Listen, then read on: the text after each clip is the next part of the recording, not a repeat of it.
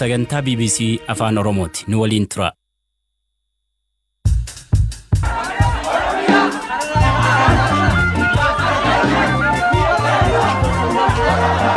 Turtiin akkam hordoftoota keenya sagantaa raadiyoo BBC Afaan Oromoo eegalleera. Sagantaa keessatti qaamni najjootte hojjettoota mootummaa irratti haleellaa raawwate jedhame dhuguma to'atame. Waan dhageenye isinitti himna gabaasa Amnesty International qabiinsa mirga namummaa Itoophiyaa keessaa ilaalchisee baase irratti komii mootummaa Itoophiyaa fi deebii dhaabbaticharraa argannes isin biraatiin geenya. Abbaa Torbee jedhamuun magaalaa keessatti qondaalota mootummaa irratti haleellaa kan raawwatu qaama akkamiiti? Maaliif yeroo hedduu hin argamu? Torbee jechuun damee shororkeessitoota magaalaa Shanee jechuudha. Shaneen humna hidhatee bosonatti socho'u qaba. Isaan ammoo gaazexeessitoota ONN tibbanaa mana hidhaatii bahan maal jedhu waan isaan irraatti dhageenyes isin biraatiin geenya. Gabaasaalee kaanis qabnaa. Qopheessaan Hamzaa Huseen kan isiniif dhiyeessu Anzaala Lamtaaddisaati.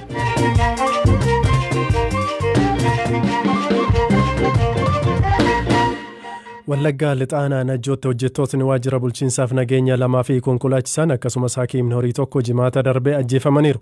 Namootni sadii madaa'uun yaaliirra kan jiran yoo ta'u hidhattootaan akka ajjeefaman qondaaltotni mootummaanichaa himaniiru.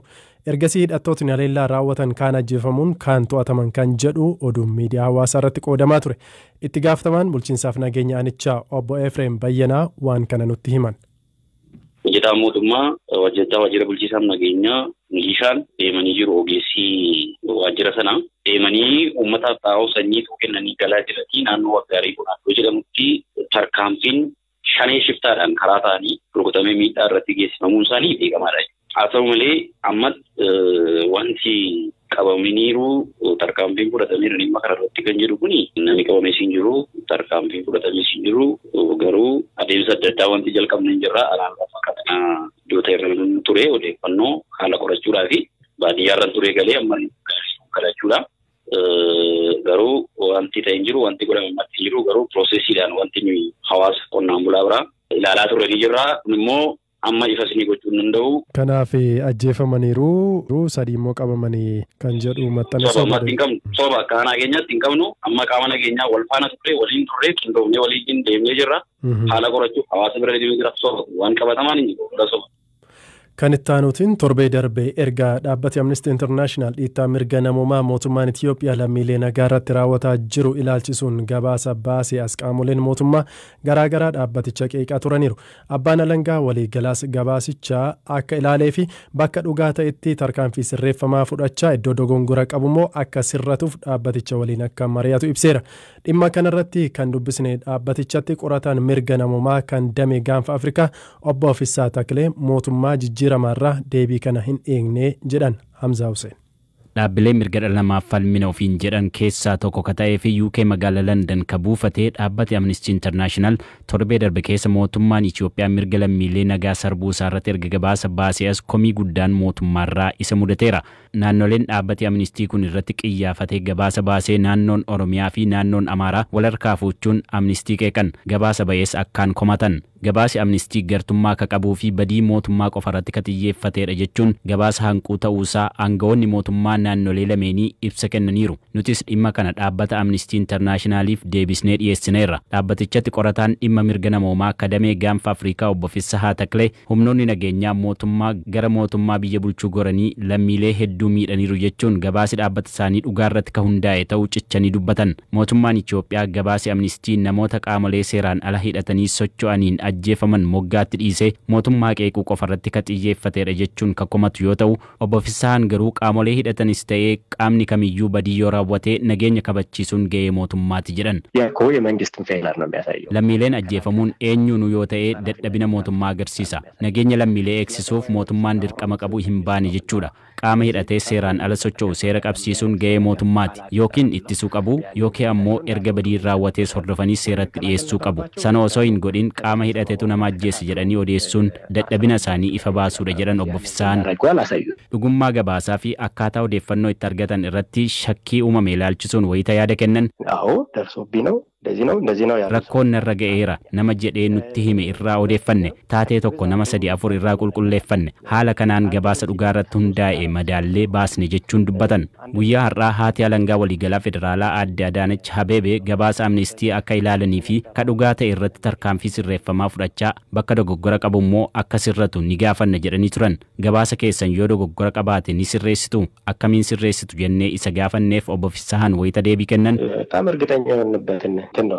Gabaasa mirkanaa'eedha qabannee kan baane kaayyoon keenya guddaan mootummaan gabaasichaaf xiyyeeffannaa kennee tarkaanfii sirreeffamaa akka fudhatudha jedhan. Mootummaan daandii jijjiiramaarran jira ofiin jedhu qaawwaa dhaabbate amnistii itti agarsiise gammachuudhaan fudhatee sirreessa jennee osoo abdannu gabaasicha ija hammeenyaatiin ilaaluunsaa qaanii guddaadhas jedhan obbo Fisahan.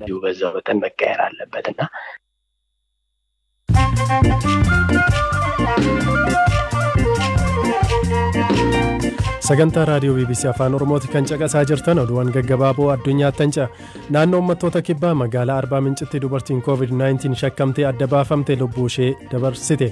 Samuunni ishee qoratame yoo deebi'u garuu vaayirasicharraa bilisa turte. Dubartiin ganna 25 Warqinash Dibaabaa jedhamtu jimaata darbee of ajjeeftee kan argamte safarri ho'a qaamaa godhamee fi shakkiin akka adda baate akka turtu ergatti himamee booda. Minnesota bakka bu'uun teessoo koongirensii dhiyeenya kan mo'atte namni siyaasaa dimokiraatota Ilham Omar sanyummaa US keessa jiru irratti jijjiiramni sirnaa atattamaan barbaachisa jette. Gurraachonni biyya kanaa yeroo jalqaba garboomfamanii eegale hanga ammaatti namummaan isaanii hin kabajamnes jetteetti. New Yorkitti namootni saamichaa haleellaa poolisii fi yakka kaan irratti bobba'an 700 to'ataman. Trump mormii Ameerikaatti babal'ataa jiru kana akka tasgabbeessaniif humna waraanaa bobbaasuu akka danda'anis akeekkachiisaniiru. Itoophiyaatti sa'aatii 24 darbe keessa namootni 87 irratti koronaa vaayirasiin argamu ministeerri fayyaa Itoophiyaa beeksise. Kanaanis lakkoofsi namoota waliigalaa vaayirasichaan qabamanii 1344 gaheera. Haga ammaatti kan du'an ammoo namoota 14dha.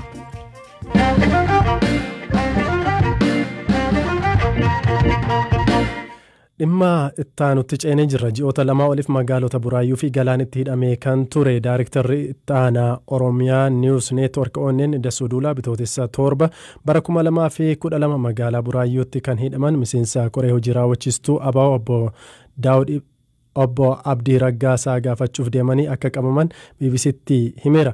Dassuun konkolaachisaa dhaabbatichaa miseensa gumii sabaa Amaan Filee fi namoota kaan waliin akka qabaman himeera. Maaliif akka qabamanii fi murtii mana murtee booda haala isaan mudate irratti waa'illee Abtaamuu Xibabuu dubbiseera. Tuuruma waajjira kanaa Addee Abdii hidhamee jiru asidha ka jedhu kaastanii sooshaal miidiyaa irratti ittiin uummata nu jibbisiisuu fi mootummaa kana xureessuudhaa fi sooshaal miidiyaa duula nutti goosisuudhaafidha jedhan suuraa shakamaa ta'u maal akka ta'e hin jedhamee hin jiru. Mallee gaafa Abdii gaafachuuf mooraa seennu safattaamnees akka dhuunfaa godhu fakkeenyaaf moobaayiliin harka hin turre. Moobaayiliin konkolaataa kiyya keessa ture. Suuraa kaastanii dhanni guddaa fi jeequmsa kaastanii fi shufeera keenyaan immoo ajjechaa yaalii. Kanaaf abbaan alangaan inni maddu inni machiisuu suuraan ka'ee jedhamellee inni dhiyaate suuraa kaasuun yakka miti. Suuraa ka'ee sanaan yoo yakki raawwatame isatu yakka jedhama malee nam tokko suuraa waan kaaseef yakka hin jedhamu garaaf inni maddu jedhee abbaan alangaa galmee cufe. Kanaaf eenyu barbaadare Oromiyaatu barbaadaadha. Oromiyaan durayyuu isaan barbaadaa ture warra barbaadamedha jedheera jedhanii.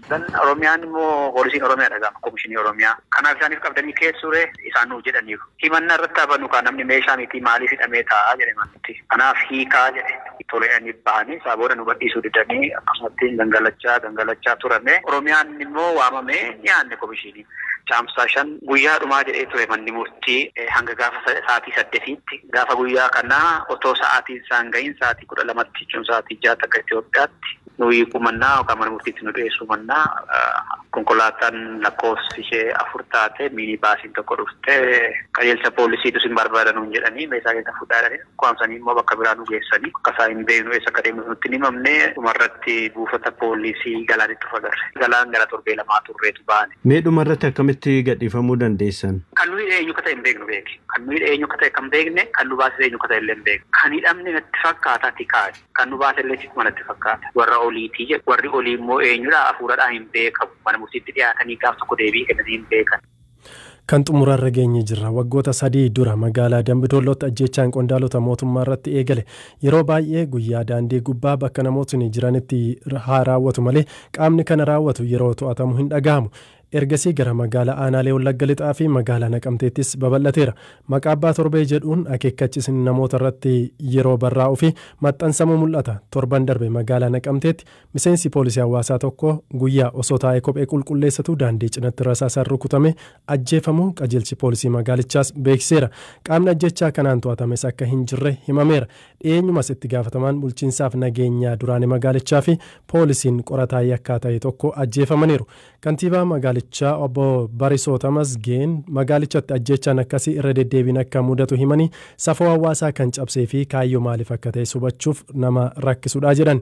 Itti gaafatamaan bulchiinsaaf nageenya naannoo Oromiyaa obbo Jibril Mahammed waa'ee humna haleellaa kana raawwatu akkas jechuun BBC'tti himan.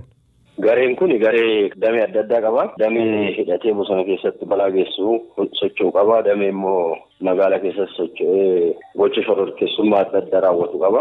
Dameen isaa gocha shororkeessummaa magaalaa keessatti raawwatu kun immoo kallattiidhaan qaama giddu galaan irraa odeeffannoo fudhatee qajeelfama fudhatee socho'u qaba. Ni raawwatee poosti godhaa oola. Abbaa Torbee jechuun damee shororkeessitoota magaalaa Shanee jechuudha. Shaneen humna hidhatee bosonatti socho'u qaba. Isaan ala immoo garee moggaas adda addaa qabu amma zirziiriin isaa kan hin barbaachifne asirratti keessattuu Abbaa Torbee garee jedhuu fi Sonsa garee jedhutu jira. Gareewwan kun magaalaa keessatti balaa geessuudhaan lubbuu namaa balleessuudhaan hamma danda'ametti shororkeessummaa adda addaa naannoo magaalaatitti bifa adda ta'een socho'uudhaan giddugaleessummaadhaan ergama qaamota hooggansa Shanee humna lolee lolchiiftuu jedhameetiin hin beekamu yookaan Shanee hidhateetiin deeggarsa socho'u waliin bal'inaan kan socho'u waan ta'eef.